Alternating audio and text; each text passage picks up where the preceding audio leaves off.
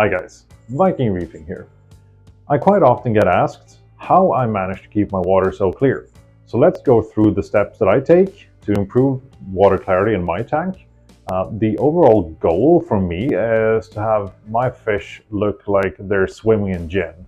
I don't want the water to basically be visible whatsoever. It should just be see-through, and the only thing they should see are the fish, rocks, and corals in the tank.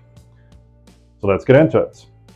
First off, this is probably something fairly obvious, but you can have the clearest of water in your tank, and if the viewing pane of your tank isn't all that clear, it's still going to be looking like crap. So the first tip is simply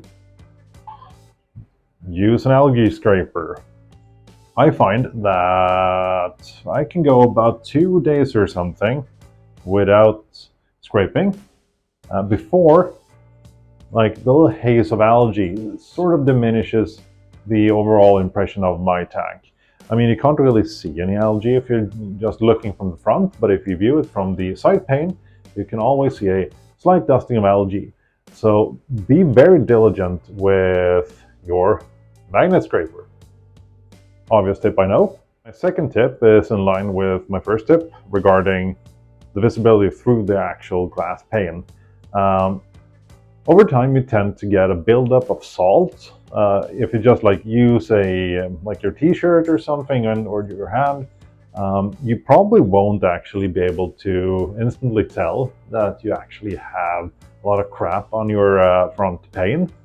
But if you view it from like the side, or even better, from below, you'll probably see that you do have some sort of a haze. So I like to use a microfiber cloth with some RO water on it, and just go over the tank, well, almost weekly or something, like this.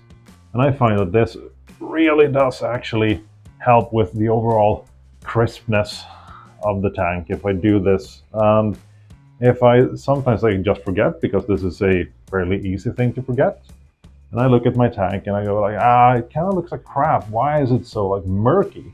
And as soon as I just figure out, right, it was this, and it's back to its old glory instantly. My third tip is something I don't see enough people doing, and that's scrape your freaking back glass. It's the same thing as your front glass. If you just leave it for a couple of weeks, it will get a buildup of algae, and that will impact the overall appearance. So when you have a crisp black or blue background, the overall experience of clarity in your tank will be vastly improved. So I would recommend you to scrape your background like every 2 weeks or something. That will really help the overall appearance of your tank. Oh, and I freaking hate scraping in my background. I'm fairly happy with the scraper that I got. I managed to find this. I managed to find the one on the B-roll. Just from the Swedish version of Amazon. You should probably be able to find this if you're in the States or somewhere else as well. Because if you have a big tank, it's always a pain if you manage to find like a plastic one or something, they bend and you can't really get the proper purchase to really scrape off the stuff from the back. Now we'll get into some of the more interesting stuff. So having a bunch of detritus in your water column will also obviously negatively impact the overall visibility and clarity. So what I do is that I run my MP40s on nutrient export mode 2 times a day, and that actually really does help in flushing up detritus and stuff from the bottom. That would kind of stay in suspension or come up in suspension, and just getting that stuff down the overflow to be filtered out. What I also like to do is that bi-weekly I will go in with a fairly long pipette or a pump, and I will blow off all my rocks to just get all that trapped detritus up into the water column to be again filtered out. It really helps if you don't have a big stockpile of detritus that will periodically be pumped up in the water column and just, well, look like crap, because it is crap. What I also really like to do when it comes to detritus is that I implement a technique which was very common when I got into the hobby almost 25 years ago or something, and that's bubble scrubbing. As you can see on the footage here, what it actually means is that you hook up an air stone next to your return pump and just pump in a heap of bubbles inside of your tank. What this does is that the bubbles, they basically adhere to all the detritus in the tank and lift them up towards the surface to again go down the overflow and be filtered out. An easy way of looking at it is that you basically turn your entire tank into a skimmer. And it's very simple. Just grab an air stone and obviously an air pump, put that in front of your return pump and have it suck up all the bubbles and push it into the tank. The best option in terms of an air stone is if you can find a wooden air stone, because the bubbles are much finer in those. But just one of those standard rocks will also do fine. Generally the pump spins quite rapidly and it will kind of chop the bubbles up a bit, so they won't be as big once they enter the tank. Something else I do, which is again to remove detritus and just get rid of yellowing compounds as well, is that I like to use coral snow. Again, this is a technique that was very common ages ago, but it has had quite a bit of a revival lately. I know that Reef has been a large proponent of this, and I find that it really does help. It looks scary as hell. As you can see, it turns your entire tank milky white, and if you didn't know what had caused this and you saw your tank looking like that, you would probably crap your pants. But again, it's super good to use because it really helps to bind up small particles into bigger clumps that can be easily skimmed out. What coral snow generally is basically calcium carbonate in suspension. I know that you can use two-part solutions, mix that up, create your own calcium carbonate that way. What I've done is I've just found some food-grade calcium carbonate on Amazon. I mix it up with tank water and I just pour it in. As long as you don't do anything extremely stupid, there's no real risk of an overdose. The only thing that I would say about coral snow that might give me pause is that you need to make sure that you have a good tank turnover through your sump, because what I've heard can happen, and it also stands to logical reason, is that if you don't get rid of the coral snow, it could potentially stay in your tank and perhaps clog up the pores of your live rock. I haven't had this issue, but I've known it's been raised as a concern by some people. And all of these things are great to combine into one. So what I usually do is that I scrape my back wall, I blow off all the detritus from the rocks, and from, since I have a bare bottom, I can also blow detritus out from underneath my rocks and stuff like that. I then start the bubble scrubbing to get all of that crap into suspension, and then I hit the tank with coral snow. That way I give myself the best chance of getting rid of as much detritus as possible. But the thing is with this is only effective if you have a good means of removing this stuff through your filtration. So let's have a look at that.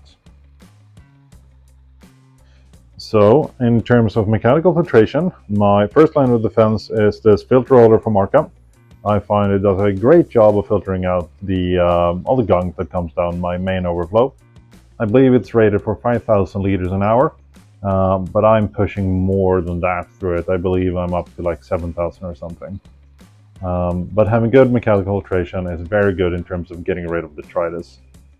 Also, the coral snow, as you can see here in the skimmer,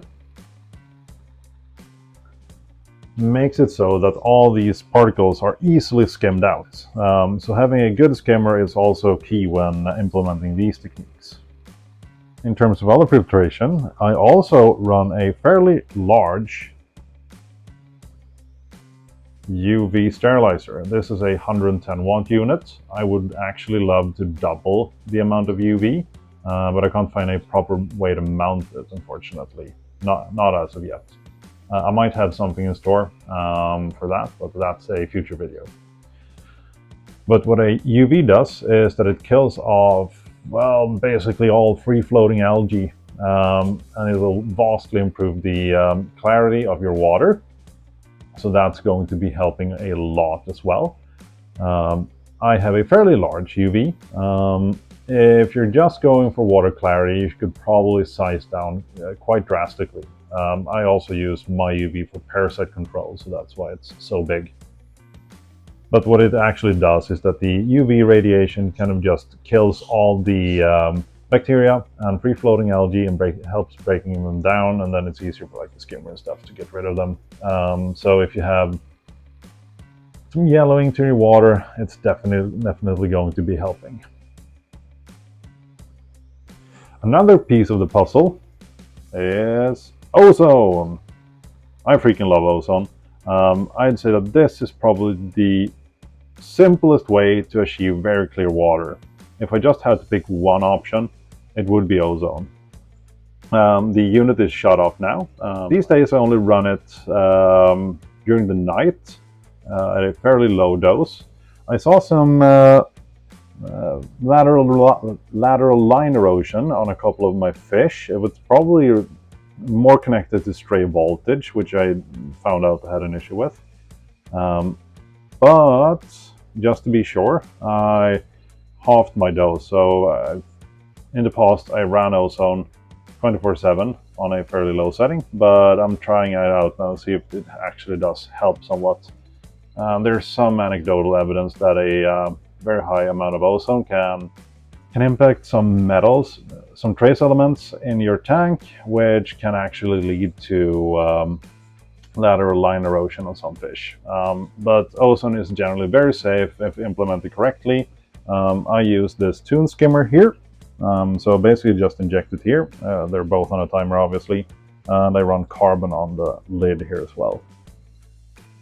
Ozone is a very powerful oxidizer. So what ozone does is that it, well, basically just oxidizes everything. So if there are diatoms, some tannins released from soft corals or what have you, everything that the ozone comes into contact with will be oxidized. There are multiple videos on YouTube that shows the effectiveness of ozone, where they have a bucket of tank water and they just run ozone through it for like 10 minutes or something. When they put the water in a white bucket, you can see some clear yellowing of the water. And after about 10 minutes, it's going to be just crystal clear. So if you don't run ozone, I would highly suggest that you give it a look. I have a completely dedicated video which goes over most things ozone and how to implement it. So if you're interested in that, have a look at that video. There is also a very common thing that a lot of people run for water clarity, which I don't run, at least not to achieve that, and that is activated carbon. Activated carbon works very well in terms of clearing up the water. The issue that I have with activated carbon is, firstly, there are fairly substantial evidence that it might cause lateral line erosion, specifically in tanks and some angelfish and butterflies as well. But one other issue that I do have with carbon is that you get kind of a wax and wane effect in terms of water clarity. If you look at the instructions or well, what the manufacturers are saying, they say that the carbon lasts for 30 days or something. That, in my opinion, is bullshit for the most part, since carbon has extremely fine pores to it. And those pores will be clogged up with detritus and bacterial junk and stuff in no time whatsoever.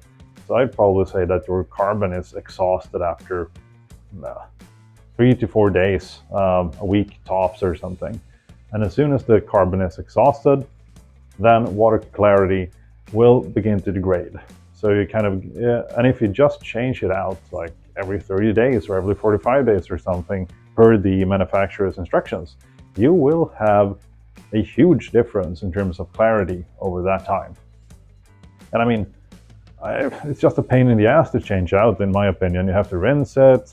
I always manage to spill a bunch of carbon. It's dirty as hell in a lot of cases. So I just don't like the maintenance. That's why I would much rather run Ozone. I do run carbon in my tank, say every couple of months or something, just to absorb any contaminants or pollutants that might have entered the tank. I think it's great in terms of that, and it's also very good in terms of absorbing some organic toxins. I figure that some of them might not have been broken down by the ozone, so that's why I run carbon, not for water clarity. I view our tanks as art, and I view our corals and fish as art. And if you don't have clear water to view that art through, oh, then what are you doing? So that's what I think water clarity is so freaking important. This tank is 200 centimeters, and as you can see here, you can see through it, no issues whatsoever. So I would highly recommend, if you haven't implemented some of these techniques, give them a shot. Oh, and I need your guys' help for a bit. I have 2 ideas for video series, and I just wanted to gauge your guys' reaction and feedback if you guys would be interested in, well, participating, or if you would find it enjoyable to watch these kinds of videos. Oh, here's my cat, Lou. He hasn't been here on the channel for a bit, but as you've seen, since the last time he paid us a visit, he has grown substantially. You just jab him in the face. He loves watching the fish, so that's good. Well, I have 2 video ideas for a video series, more like. And one of them would be like rate or roast my tank. So like viewer submissions of your tank. I go through them.